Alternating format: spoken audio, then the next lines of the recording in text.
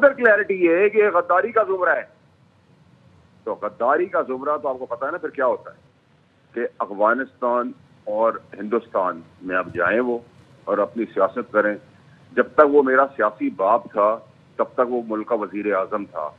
अब जिन बिन बाप के लावारिस गटर कीड़ों का वो बाप है, वो खुद भी लावारिस है और जो बाप है वो जेल में बैठा हुआ है एक मंसूबे के तहत जो इंडिया और अफगानिस्तान से मिलकर बनाया गया। आखिरी तौर पर अंदाजा लगाते हैं, खबर देते हैं, खबर आने से पहले आज की इस प्रेस कॉन्फ्रेंस के बाद का मंजरनामा क्या है? बहुत शुक्रिया आपके। मैंने आपको कल ही बता दिया था कि मुल्क के दुश्मन बैरूनी और अंदरूनी का जवाब रियासत खुद देगी। रियासत ने वो जवाब ठोक बजा के दे दिया है और मैंने तो बहुत नरम जबान इस्तेमाल की थी कि फौज और उसके सिपह सलार और पाकिस्तान के खिलाफ करने वाले बातों की जूते की सोल बना दी जाएगी उनकी जबान की। उन्होंने तो ये बता दिया है DISP सामने कि मैंने तो बहुत छोटी सी बात की थी, नंबर एक। नंबर दो ये कि अफगानिस्तान और हिंदुस्तान में अब जाएं वो और अपनी सियासत करें। जब तक वो मेरा सियासी बाप था तब तक वो मुल्क का वजीर आजम था।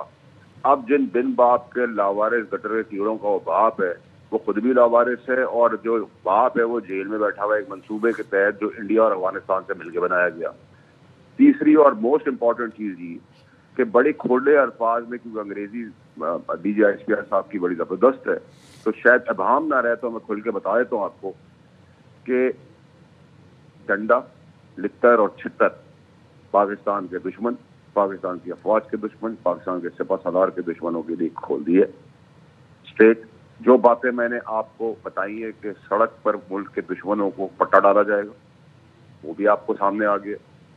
और जो मैंने आपको कहा था बैन से लेकर, डिस्क्वालिफिकेशन से लेकर, गवर्नर राज से लेकर, 9 मई से लेकर जितनी सारी बातें थी जो मैं आपको तसल्सल से बताता आ रहा था, उसकी क्लैरिटी जिस जगह से आनी चाहिए थी वहां से आ गई। और अब माशाल्लाह से फर्दर क्लैरिटी ये है कि गद्दारी का जुमरा है।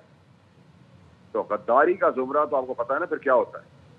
तो अब मैं उन बुज़दिलों से पूछता हूं जो बड़ी बड़ी बातें कर रहे थे आए बाएं शाएं और मुल्क के लिए वैनम लेते थे और इंडिया और अफगानिस्तान की जबान बोलते थे, वो बानी के ट्वीट को तो रीट्वीट कर नहीं सकते। वो गटर के कीड़े गंदी नाली के जो हैं उनको आज पता चल गया होगा। कल की नोटिफिकेशन से लेके आज के दिन तक सबकी सियासी मां मर गई है और ये अक्रॉस द बोर्ड सबको समझ आना चाहिए कि पाकिस्तान कोई चीज टॉलरेट नहीं करेगा। ये मैं नहीं कह रहा, ये रियासत के नुमाइंदे DGISPR कह रहे हैं। वारडा साहब, सिक्योरिटी रिस्क भी कह दिया और आपने कह दिया कि जिस तरह से गद्दारी के मामलात हैं, उन्होंने कहा कि ये रियासत का फैसला है या हुकूमत वक्त का फैसला है कि वो इसको किस तरह प्रोसीड करेगी।